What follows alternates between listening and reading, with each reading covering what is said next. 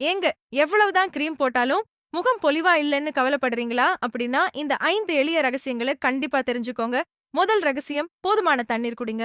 ஒரு நாளைக்கு தேவையான அளவு தண்ணீர் குடிச்சா உடம்பு நீர்ச்சத்து குறையாம இருக்கும். அதனால சருமமும் புத்துணர்ச்சியா, ஆரோக்கியமா இருக்க உதவலாம். 2வது ரகசியம், தினமும் பழங்களும் காய்கறிகளும் சாப்பிடுங்க.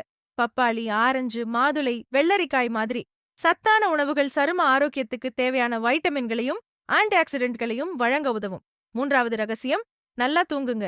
தினமும் 7 முதல் 8 மணி நேரம் நல்ல தூக்கம் கிடைச்சா உடம்பும் சருமமும் புத்துணர்ச்சி பெற உதவும். அதனால முகம் சோர்வா தெரியறது குறையலாம். 4வது ரகசியம், முகத்தை சுத்தமா வச்சுக்கோங்க. வெளியிலிருந்து வீட்டுக்கு வந்ததும் முகத்தை மென்மையான கிளென்சராலோ அல்லது சுத்தமான தண்ணீராலோ கழுவுங்க.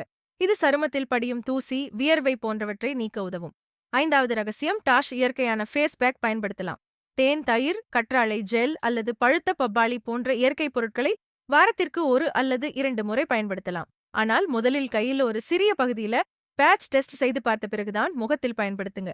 ஆனா ஒரு விஷயம், ஒரே நாள்ல முகம் பளபளன்னு மாறிடும்னு எதிர்பார்க்காதீங்க.